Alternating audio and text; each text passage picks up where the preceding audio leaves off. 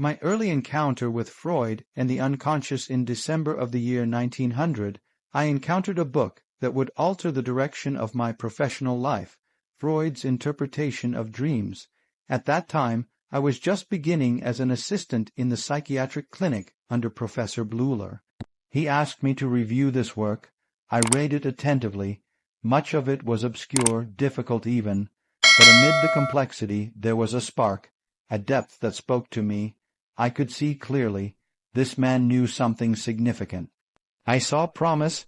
I had no great theories of my own then, just curiosity and an experimental approach, so I continued with word association experiments, methods developed by Wundt and Kripalin. But unlike others, I paid attention not to what people said, but to where they could not respond, where their minds hesitated. I began to notice. There were moments when people failed to react not because they didn't know, but because something in them blocked it. Something personal, something hidden, something unconscious. These blockages, these absences, were not random. They were filled with emotional meaning, what Freud called repression. From these patterns I began to understand how the unconscious works. It is not absent, it is actively influencing. I eventually compiled my findings in a book on the psychology of dementia praecox, now known as schizophrenia, and sent it to Freud. I told him how my experiments supported parts of his theory, and thus our correspondence and friendship began. But as our relationship developed, I began to differ with him. Freud emphasized sexuality, libido, as the foundation of the psyche. Initially, I was hesitant. Like anyone of my time, I had certain prejudices. Yet my biological training allowed me to recognize the undeniable power of the sexual instinct. Still, something felt missing. Man is not only sexual. There is the drive for food, for survival, for power. In primitive cultures, food is far more important than sex. In civilized societies, power often trumps both. I've known many successful men who had no sexual potency at all, yet their energy burned through in business, in dominance. So, while Freud saw sexuality as the root of all neurosis, I saw a larger picture. I had read Nietzsche. He too spoke not of libido, but will to power. Psychology, I realized, could not be confined to one instinct. Freud had his theory, Adler his own. I chose neither entirely. Instead, I sought what I would later call individuation, the path by which one becomes whole, the unconscious. This was our true mystery. It speaks not through words, but through dreams, mistakes, hesitations, symbols. It is not an empty space. It is full of forgotten, repressed, or undiscovered parts of the self. Through my experiments, I saw how people said one thing, yet their unconscious meant something else entirely. Even a slip of the tongue at a funeral, I congratulate you, might be painful, but it reveals truth, not the truth of logic, but the deeper truth of psyche. Later, I studied with Pierre Janet in Paris. He saw the unconscious as a reduction in the tension of consciousness, a fall into shadow. Freud viewed this as repression. I saw that both were true, and yet there was more. This was my beginning, and it was just the beginning. The autonomy of the psyche, archetypes, the persona, and the self. Then that was my first point of difference with Freud. In my observation, there are cases where unconscious contents have not been repressed from above, but have withdrawn on their own. They disappear not because of suppression, but because they possess a life of their own. They move independently of my will. I discovered the autonomy of the unconscious. These contents, memories, emotions, impressions, can vanish the moment I try to use them, or interfere and speak for me, making me say what I never intended.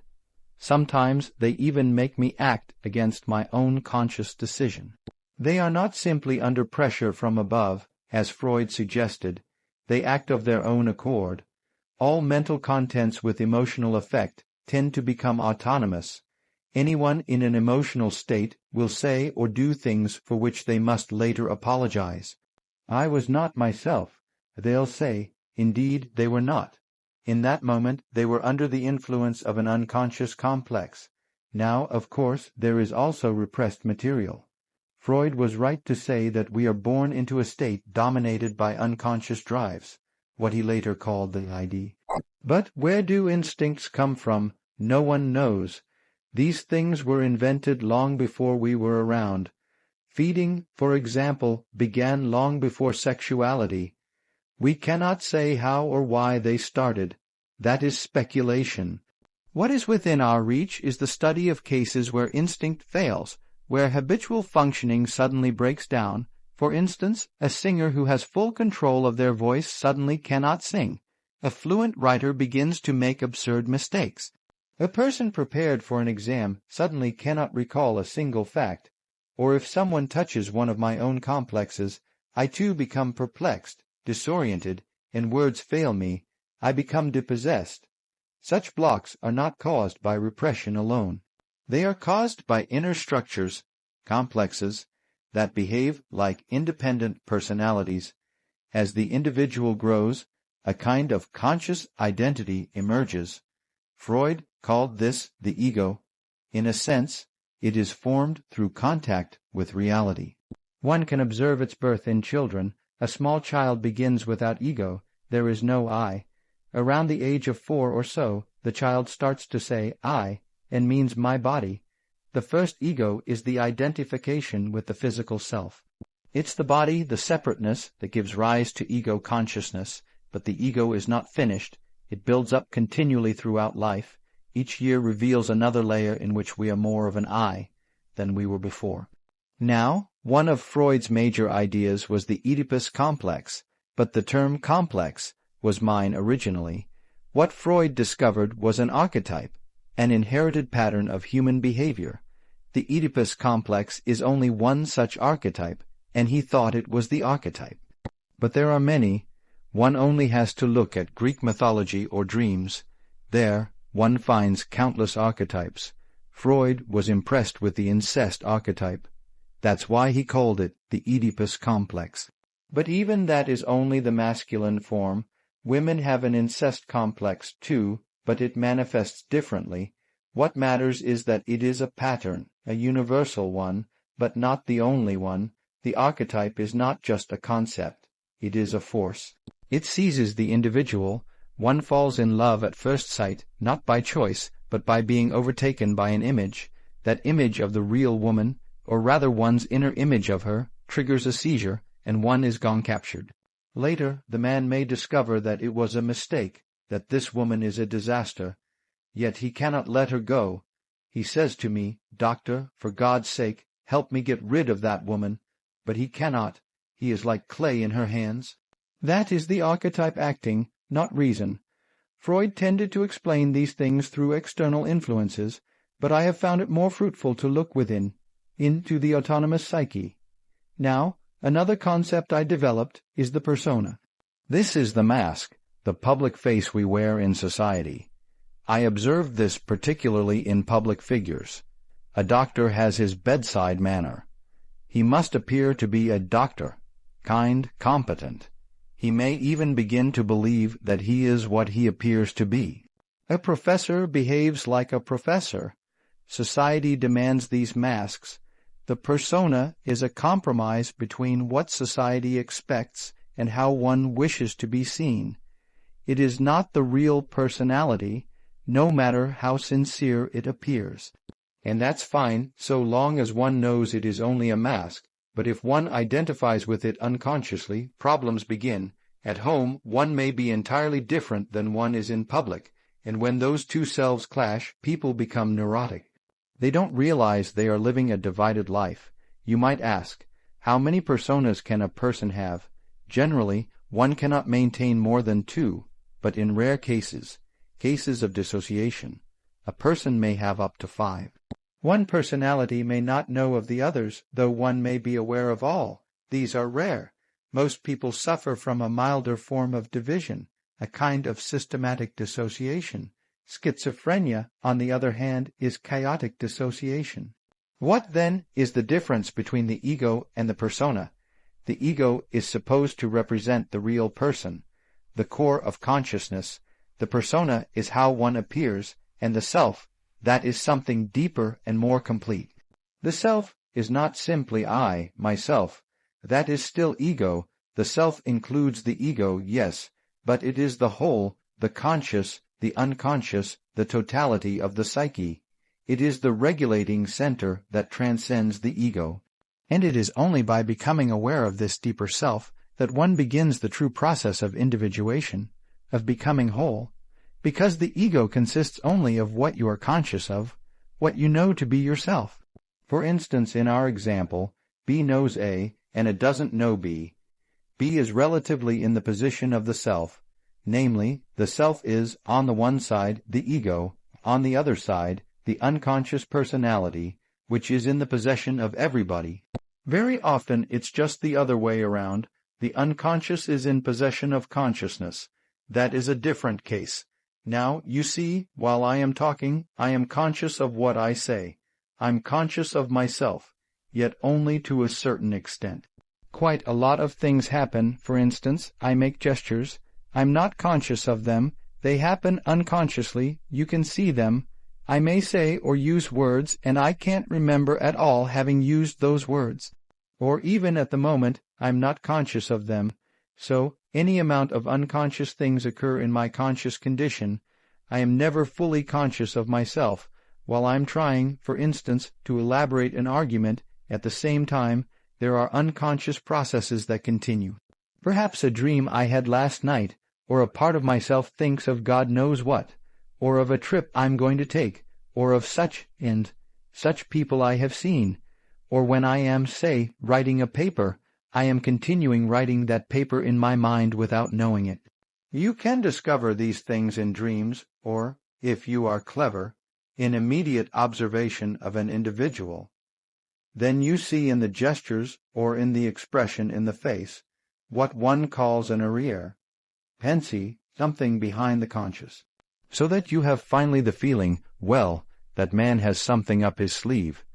And you can even ask him, now, what are you really thinking of? He is thinking all the time something else, yet he is not conscious of it. Or he may be. There are, of course, great individual differences. There are individuals who have amazing knowledge of themselves, of the things that go on in themselves. But even those people wouldn't be capable of knowing what is going on in their unconscious. For instance, they are not conscious of the fact that, while they live a conscious life, all the time a myth is played in the unconscious, a myth that extends over centuries, namely, a stream of archetypal ideas that goes on through one individual through the centuries, and that comes into the daylight in great movements, say in political movements or in spiritual movements. For instance, in the time before the Reformation, people dreamt of the great change, and that's the reason why such great transformations could be predicted. If somebody had been clever enough to see what is going on in people's unconscious minds, he would have been able to predict it.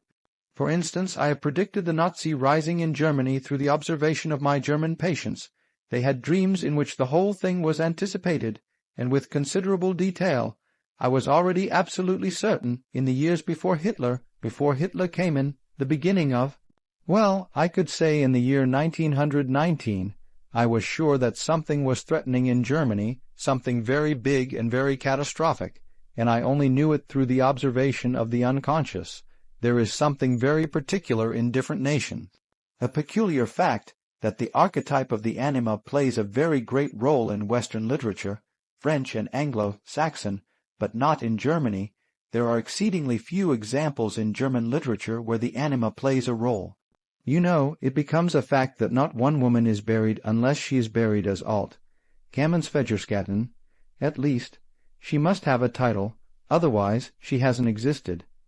Now mind you, this is a bit drastic, but it illustrates my point. In Germany, there are no women. There is Frau Doctor, Frau Professor, Frau Kammerzienrat, the grandmother, the mother-in-law, the grandfather, the father, the son, the daughter, the sister, la femme qui en existe pas. That is the idea, you see. And that is an enormously important fact which shows that, in the German mind, there is going on a particular myth, something very particular, Psychologists should look out for these things, but they prefer to think that I am a prophet. Ha! Now Hitler, he was a hero figure, and a hero figure is far more important than any father that has ever existed. He was a hero in the German myth, and, mind you, a religious hero. He was meant to be a savior. That is why they put his photo on the altars even. Someone declared on his tombstone that he is happy that his eyes had beheld Hitler, and now he can lie in peace. It is just the hero myth, you know. Now back to the idea of the self. The self incorporates these unconscious factors. The self is merely a term that designates the whole personality, because the whole personality of man is indescribable. His consciousness can be described. His unconscious cannot be described, because the unconscious is, must I repeat myself, always unconscious, and it is really unconscious. One really does not know it. So we don't know our unconscious personality. We have hints, we have certain ideas, but we don't know it, really. Nobody can say where man ends. That is the beauty of it, you know. It's very interesting. The unconscious of man can reach, God knows where. They are going to make discoveries. Now, introversion and extroversion. There are certain people who definitely are more influenced by their surroundings than by their own intentions. Others are more influenced by the subjective factor. Freud thought the subjective factor was pathological eroticism, but this is a mistake. The psyche has two important conditions. One is the environmental influence. The other is the given fact of the psyche as it is born. The psyche is by no means a tabula rasa. We are a definite mixture and combination of genes. They are there from the very first moment of life. That is the subjective factor, looked at from the outside. Now, if you look from the inside, it is as if you observe a world. When you observe the world, you see people, houses, the sky, tangible objects. But when you observe yourself within, you see moving images, a world of images, generally known as fantasies. And these fantasies are facts. It is a fact that a man has such a fantasy, and it is such a tangible fact that another man may lose his life because of it. Or a bridge is built. These houses were all fantasies. Everything here was fantasy to begin with, and fantasy has a proper reality. Fantasy is not nothing. It is a form of energy. Despite the fact we can't measure it, it is a manifestation of something. That is a reality, just as real as the Treaty of Versailles. Psychical events are facts, realities. When you observe the stream of images within, you observe an aspect of the world within. The psyche is a quality of matter. As our body consists of matter, we discover that this matter has another aspect, namely, a psychic aspect. It is the world seen from within, just as if we were seeing into another aspect of matter. This is not my invention. Old Democritus already spoke of the spiritus insertus atomus, the spirit inserted in atoms. Psyche is a quality that appears in matter. It doesn't matter whether we understand it or not, but this is the conclusion we come to if we draw conclusions without prejudice. Now, the man who is guided by the external world thinks he is more valid, because that is real. But the man who goes by the subjective factor is no less valid. He bases himself upon the world from within. He is quite right, even if he says, "Oh, it is only my fantasy." That is the introvert. The introvert is always afraid of the external world. He will be apologetic about it. Of course, I know it's only my fantasy. He always has a resentment, and as the world in general, particularly America, is extroverted like hell, the introvert has no place. He doesn't know that he beholds the world from within. That gives him dignity, that gives him certainty. Nowadays the world hangs on a thin thread. That is, the psyche of man. Assume that certain fellows in Moscow lose their nerve or their common sense for a bit. The world is in fire and flames. We are not threatened by natural catastrophes any more. There is no such thing as an H-bomb. Only man's doing. We are the great danger. The psyche is the great danger. What if something goes wrong with the psyche? It is demonstrated in our days what the power of the psyche is. how important it is to know something about it, but we know nothing.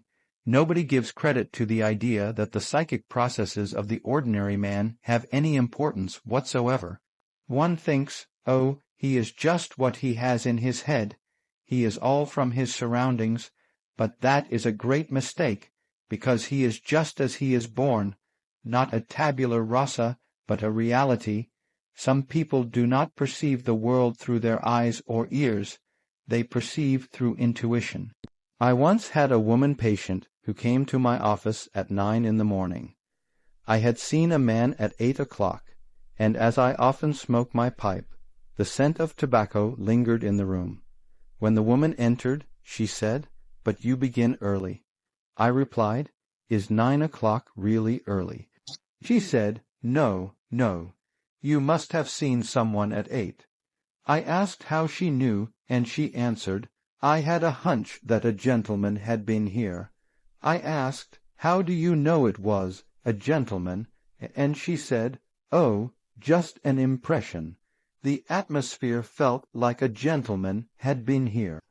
Now all the while an ashtray with a half-smoked cigar was right under her nose, but she never noticed it. That is the intuitive type. They don't see what's in front of them, but they can sense things from far away.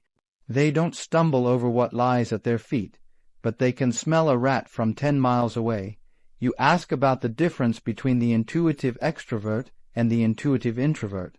That is a difficult distinction. The intuitive extrovert is easier to recognize. You find them among hunters, bankers, gamblers, those who follow hunches out into the world. But the intuitive introvert is far more elusive. Their intuitions are directed inward, toward the subjective world, and that makes them very difficult to understand. They perceive things most others never see, but if they speak of their visions, people will think they are mad.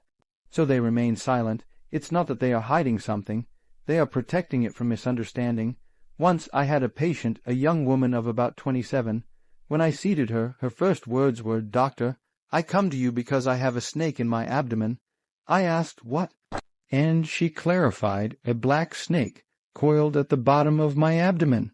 I don't mean it literally, but it is a snake. Her treatment lasted 10 sessions. She had said from the beginning, "I will come 10 times and then I'll be fine." I asked how she knew. "I have a hunch," she said. Around the 5th or 6th session, she told me, "Doctor, the snake has risen. It's now here," pointing higher on her body. On the 10th session, she beamed, "It came up and out of my mouth this morning." The head was golden. But why had she come to me in the first place? She told me she could no longer hear the sound of her footsteps. She walked on air, literally. No contact with the ground. That frightened her. I asked for her address. "Oh, I live at pension so, and so," she said. "Well, it's not really a pension, but a kind of pension. I had never heard of it," she said. "It's a lovely place. Only young women live there, and they have wonderful, merry evenings. I wish they'd invite me sometimes." As it turned out, it was a private brothel. She was a perfectly decent young woman from a good family, not from this city. She had somehow found this place and was utterly unaware that the women there were prostitutes. I told her, "For heaven's sake, you've fallen into a dark place. Get out immediately." You see, she couldn't perceive reality in a concrete way, but she had brilliant hunches and they came true. A person like this cannot speak openly of her experiences. Others would think she's schizophrenic. Even I was shocked at first, but she assumed I would understand, that I could comprehend even such strange language. This is the life of the introverted intuitive. They perceive things that others cannot begin to understand. That is why they rarely speak of what they experience. They are easily misunderstood. But this apparent disadvantage is, in another sense, a great advantage. They perceive truth, psychological realities, that are hidden from others. They might enter a room full of strangers and suddenly receive inner images that reveal the inner world of another person. They might even intuit something from the biography of a person they've never met, and not realize how they know it. Their lives are difficult but fascinating. It takes a long time to win their trust because what is vital to them is often incomprehensible to others. As a psychologist, you must know this.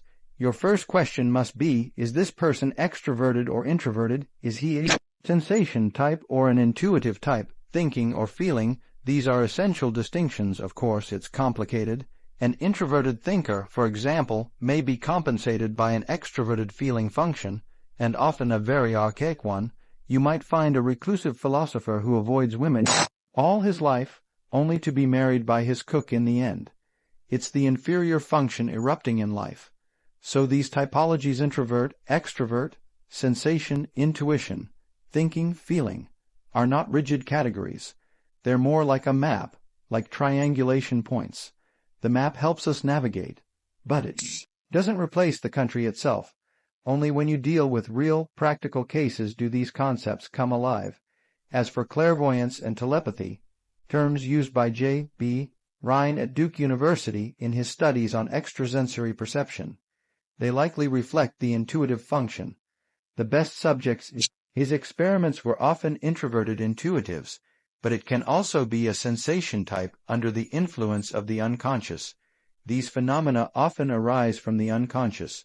Rhine used statistical methods to show that such perceptions occur more frequently than chance would allow. That is the key point. It is more than guessing. A hunch may be a guess, but it is a guess that exceeds probability. That is the mystery and the difficulty. The real challenge lies in understanding what this implies, that there is a relativization of time and space through the psyche. That's the core of my concept of synchronicity, a meaningful coincidence of inner and outer events that are not causally connected.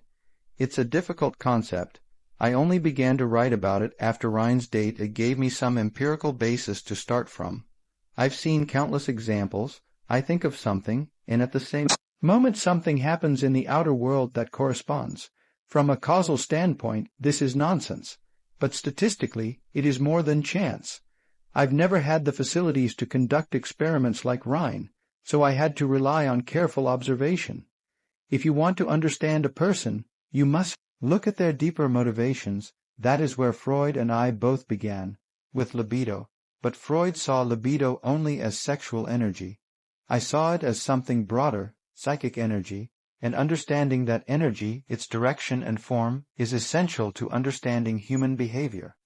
Another principle I've often alluded to, but not explicitly defined, is the principle of entropy, particularly as it relates to the psyche. The main point is to understand psychic phenomena from the standpoint of energetics, but in psychology we cannot measure with the same precision as in physics. Therefore, the use of energy is always in an analogous sense. Take Freud, for example. He used the term libido to mean sexual energy, but this is not entirely correct. If libido is purely sexual, then it's just a specific kind of power, like electricity. But energy itself is a concept we use to describe all manifestations of power. These manifestations share common traits, a certain quantity, intensity, and a tendency to flow toward equilibrium, the suspension of opposites. Imagine a lake high on a mountain. The water flows downward until it reaches the bottom, and then the motion ceases. This is entropy. In psychology, we see a similar pattern. For instance, intellectual effort tires us. Living consciously all day exhausts our energy. At night, sleep functions like a pump, lifting our energies back up so we can begin anew.